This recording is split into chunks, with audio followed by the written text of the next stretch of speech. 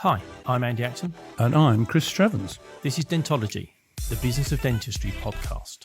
So normally we start with a little preamble, a little chit-chat about what's been going on, and then we do the introduction. There's no need this week. Because it is us giving our words of wisdom.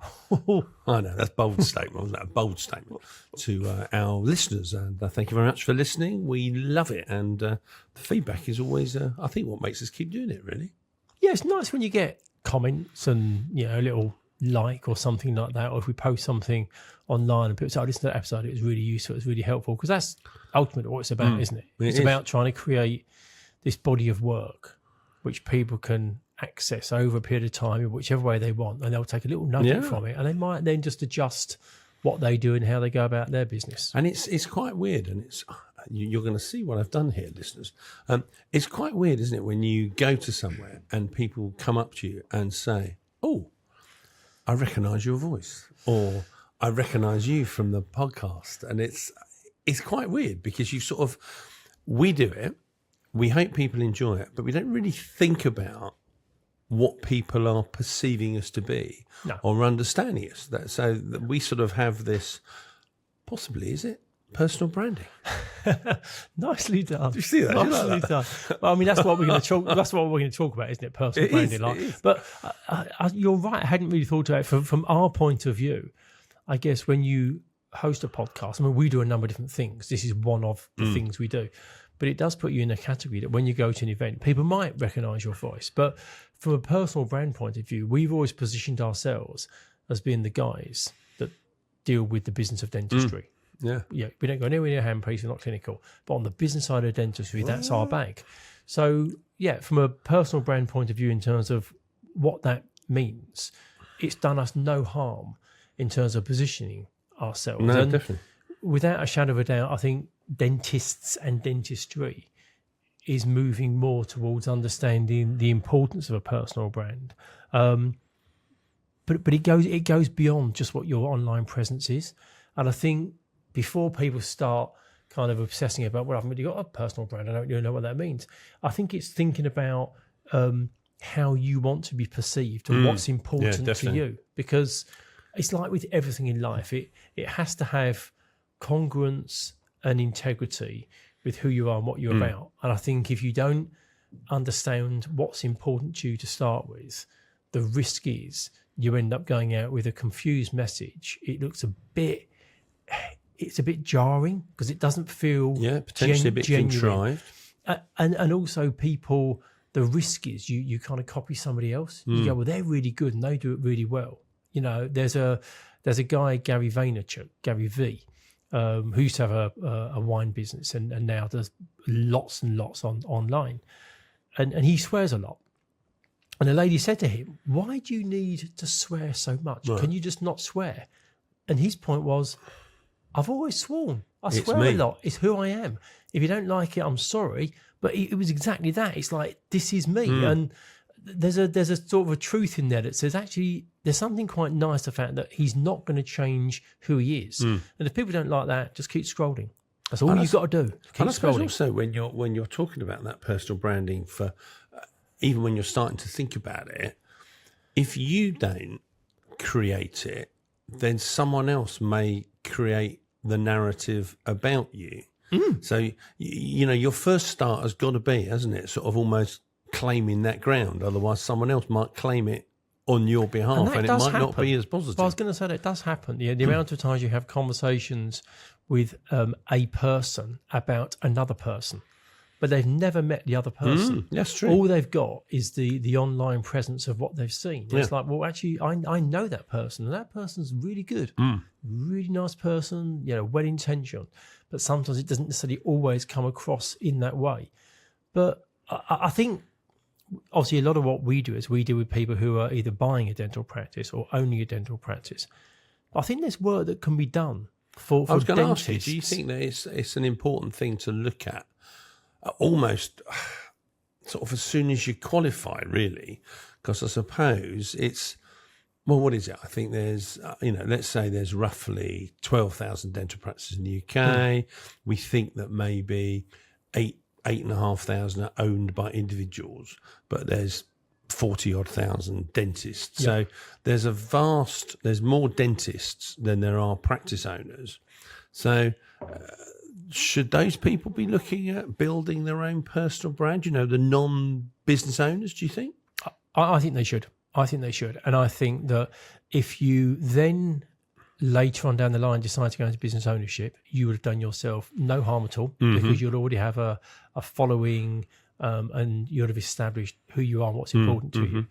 If you choose to not go down that route, I would argue that as an associate, you're making yourself way more attractive to a practice owner, because you're not just coming and saying, do you have a patient base I can work on? You're saying, I'd like to come and work in your practice. Great, there's some patients to work on. But actually, I've already developed my own brand and my own presence. That's true. And I could actually bring some patients to the practice as well. I just think it makes you a more valuable person. And I think just from an authority point of view, I think if people understand who you are and what you're about, I think it just puts you in a slightly different category. Well, I think we've known a few associates, haven't we? That sort of they've may have ended up now with their own practices and they're building their brand. But before they even got to that stage, they built their brand as an associate. So as that it was, as you were saying, they've got their own narrative. They can present what they want to present. And then when they moved into practice ownership, they sort of got the transference, or not even really transference, they got the halo effect of their existing personal brand, which turned into their practice brand. Yeah. And I think that's something people, as you say, whether or not you ever go into dental practice ownership, it's got to be a good thing to do. And also, if you take that view, it then moves away from what you were saying about it not being contrived. It's not like, oh, I'll do this because that will be good for that. You just do it because it's good. You do it, it's a good thing. And I think also from an attracting patient point of view, we tend to be around people that we like and are like us.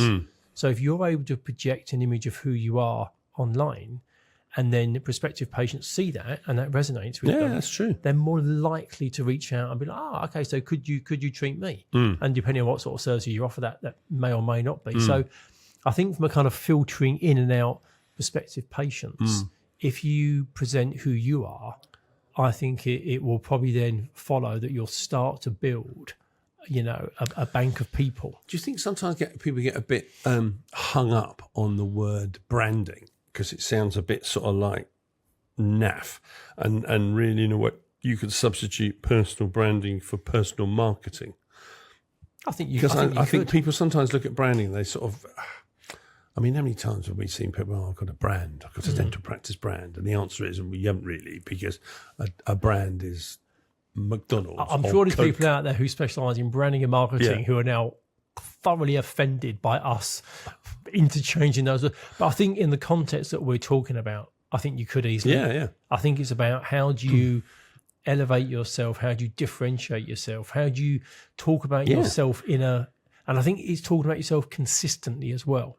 So that, in an ideal world, if I saw something of you online and I met you at an event, I would look at it and go, oh, yeah, that's the guy I've seen online. There shouldn't be a disconnect between what I see online and what I see the person. And I think there is a little bit out there, but I think the closer you can bring together who you are as a person and how you present yourself, and particularly for dentists when they're going to be seeing their patients, they want that relationship. They also want a relationship with their prospective patients before they become patients. So when they actually then move from prospective to patients, they already feel like they know them and that's true. What they do and what their interests are and how they behave and how they talk, so that relationship starts very early on. And do you think, and actually it's an interesting one really, because it's not something we would track, but do you think if you were a buyer going to buy a dental practice, okay, we know obviously we provide information to the sellers about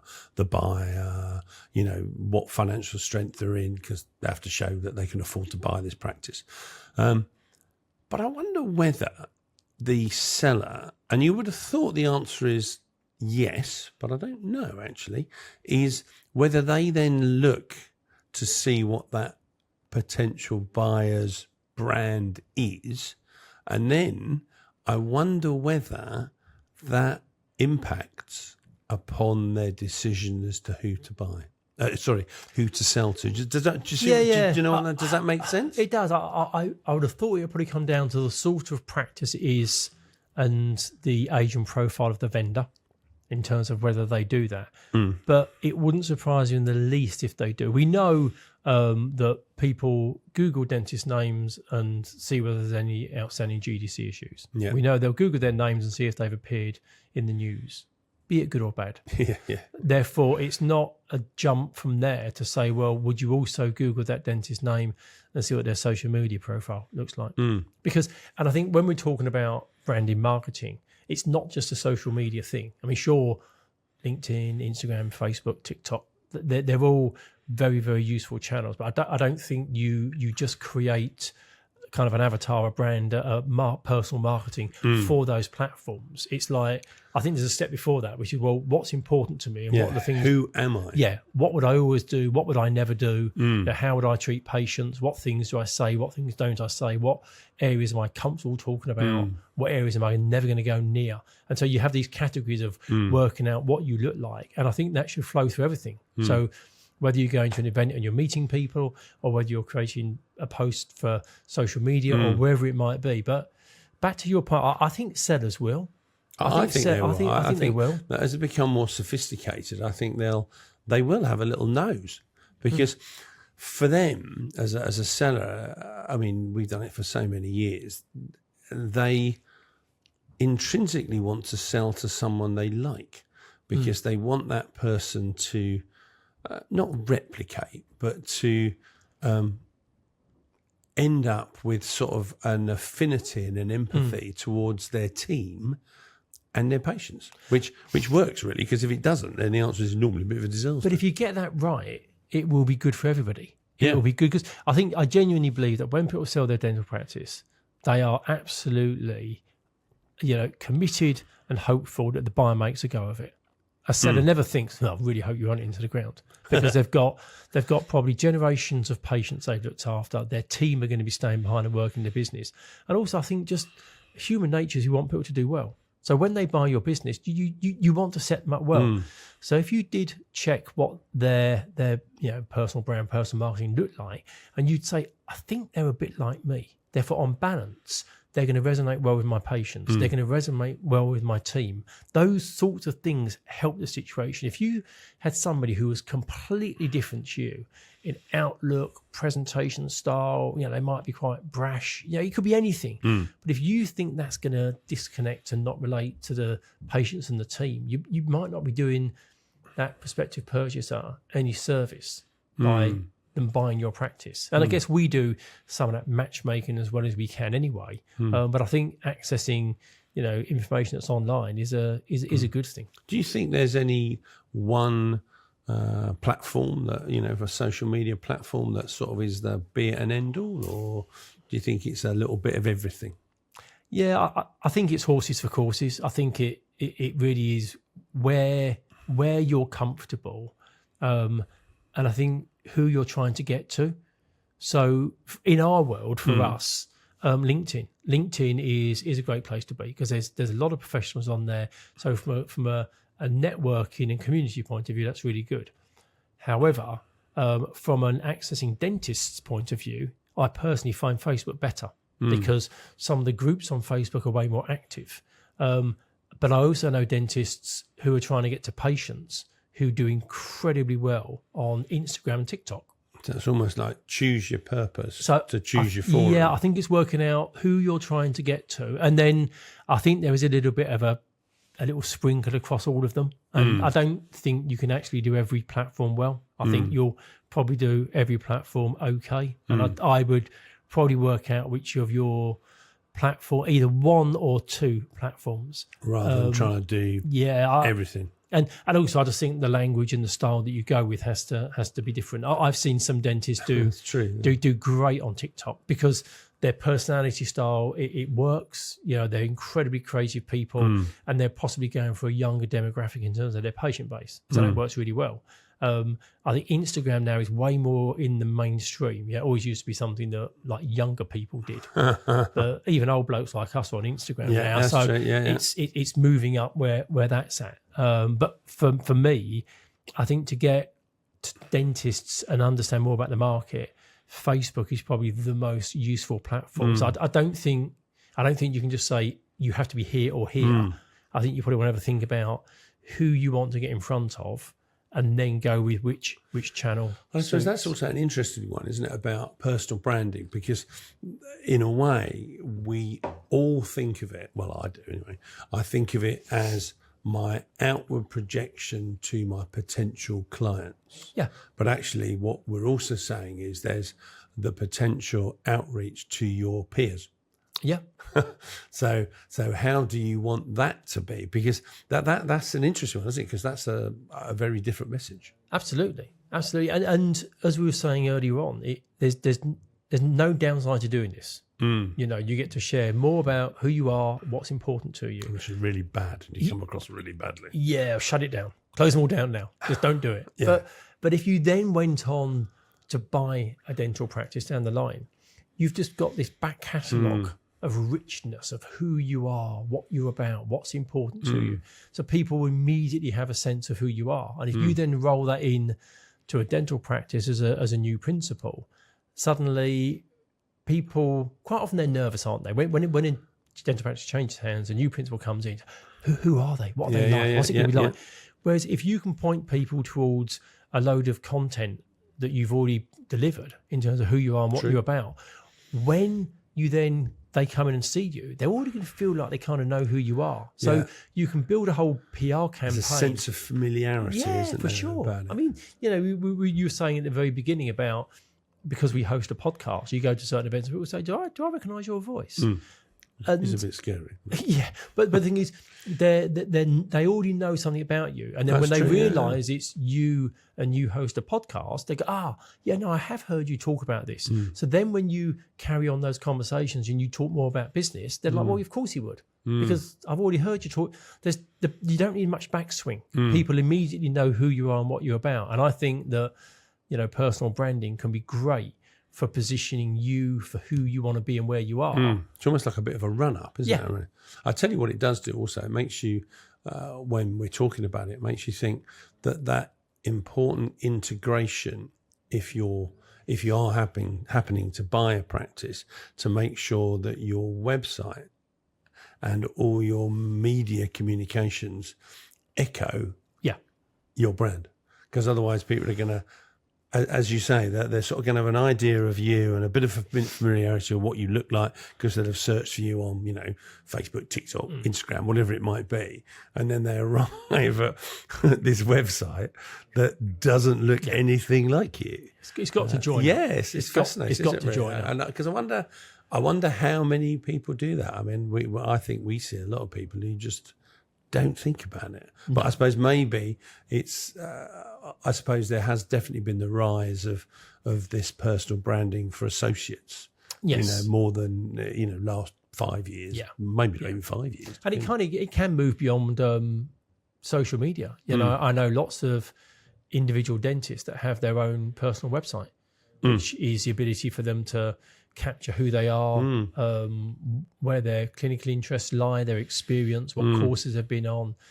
They can also share some of their own work, their case studies. They can talk about their personal life if they want to. They might enjoy, you know, fell walking or, you know, scuba diving, whatever it might be, just to build this kind of three-dimensional version of who you are. And I think it's, you know, you don't want it to be kind of too contrived, but you do need a strategy in terms of where do you want to be, how you're going to do it, what platform, and also how you produce the content. Because what you want to do is, if you are going to produce material that people are going to see, being consistent, as we know. I think consistency from a social media point of view, it's being consistent. And I know that, you know, we help people through our media business establish their presence, produce content, be consistent in the delivery of that. Because the reality is, there's no point in putting up one post and go, right, I've done that. I'm finished now. Yeah, it's about like sending one letter, isn't it? Or asking one question.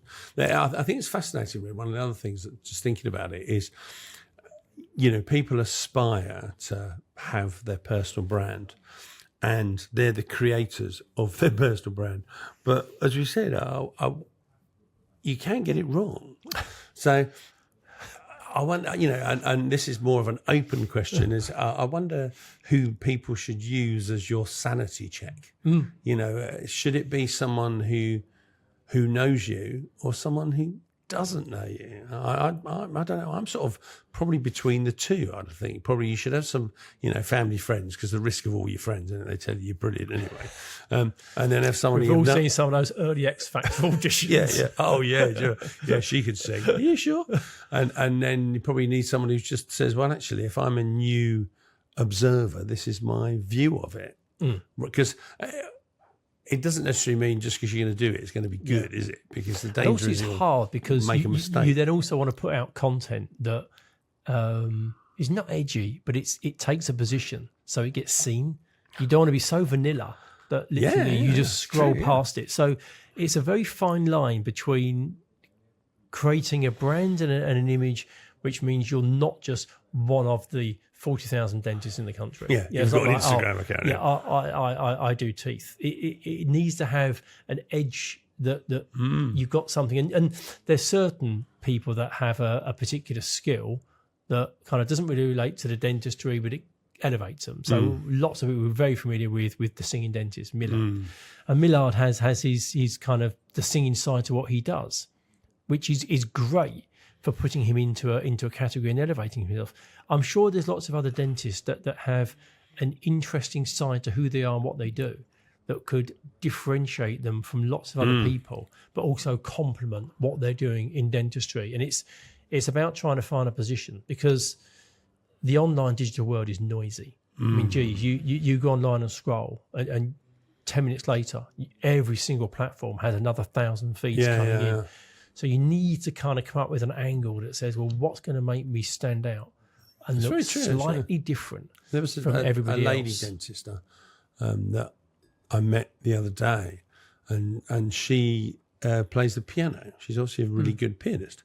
So when she said, whatever, follow me on Instagram or whatever, there's pictures of her with her, playing the piano. And I was thinking, that's really clever, because, as you say, to most people, a dentist is a dentist is a dentist. Sorry, listeners, but the general public, I think, in most cases, a dentist is a dentist is a dentist. But you put yourself into a very small category if you say, "Oh, are you the dentist that plays the piano?" Yeah, you the piano playing dentist. Yeah. Immediately, you're going to be one of a small handful of dentists that would be known for that. And those are the sorts of things. And going back to the brand, and then it's like, so how consistently do you constantly reinforce that message without it getting boring, without that's all you're posting about? So I think it's a fascinating topic, but I think to wrap up, I don't see any reason why you wouldn't focus on yourself, building your profile, building your brand, thinking about how you personally market yourself. If you then go on to own a practice, no downside. If not, I think it makes you a way more valuable associate. What would you think are like the 3 top things to do now? If you haven't started and you're listening to us, what would be your top 3? I think it's probably some thinking and 2 actions. And I think the thinking is makes sense. Kind of working out like who you are, what's important to you, what makes you distinctive from other people. So I think you do the thinking bit about who you are to start with. Yeah, and then sense. I think the 2 actions would be how you create content consistently across a couple of social media channels and work out which ones suit you depending on where you sit. It might be Instagram and Facebook, it might be Instagram and TikTok, whatever it might be. And then the last one would be give thought to whether you get a personal website, right, which is a place where you can capture a bit about you, some of your before and afters, some patient testimonials, and build out a profile. So you become a kind of almost like a business in your own right. Yeah. But I think you have to start with the thinking bit. I think you've got to work out. Otherwise, it's just going to be unfocused. I tell you what's a really good one for those of you, our listeners and people listening, is really that you should go and make sure you've got a business Instagram page or business TikTok or a website, because if you don't do it now and you haven't got it, someone else may well take that space, and then you'll be, Chris.Strevens. 402. Yeah, do you know what I mean? That sort of thing, and it's not particularly catchy. I suppose that could be probably the most practical one, is go and set yourself up. And also take action, because a lot of people look at other people's Instagram feeds and go, that's really cool. Yeah, I might do that. Yeah, I'll make a note. I'm going to do that. I do it. But there's no substitute for posting content. There's no substitute for showing the world who you are. And you'll look back in 6 or 9 months and go, oh my goodness, what the heck was I doing? As we've heard people, Archive it, delete it. Don't show your first treatment. But at least you started and you're doing something. And it's like everything. I remember an interview talking to Ed Sheeran. He said, so how is it you write such amazing songs? He said, it's really easy. You just start writing, and the first 100 are crap. But slowly you get better. But you had to and he said you had to start writing batons. And when you start to kind of work out who you are, to start with, it might feel a bit disconnected and a bit janky. But the more you talk about it, and the more perhaps you post, or the more you add to your personal website, the more it will gel together. And then perhaps just archive some of that early stuff. It's quite deep, isn't it, really? I know we're going on a bit, but it is quite deep, really. If you start to really have to think about who you are, and, I don't just mean sit there in a room, with a bottle of wine or something, but, actually seriously do it as a proper exercise. What's that thing?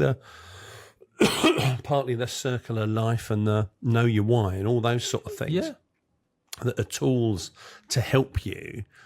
Because actually it is really important to make sure that you're congruent, the fact that you are the same person. And it'll be interesting, when you do the exercise, whether you find out maybe you're not the person you thought you were. Fascinating. No, brilliant. Love it. No, really good, really good. Yeah, it'd be interesting to hear from anybody. I was going to say, anybody listens to this episode goes, "Oh, I'm either going to tweak what I do, or you've now given me the impetus to start doing something that I haven't done before." You want to know your why, or your wheel of life? Give us a shout. Fabulous. Thank you for listening to this episode of Dentology, where we discuss the business of dentistry. If you like what you heard, please do subscribe where you found this episode. That would be amazing. And also follow us on Instagram.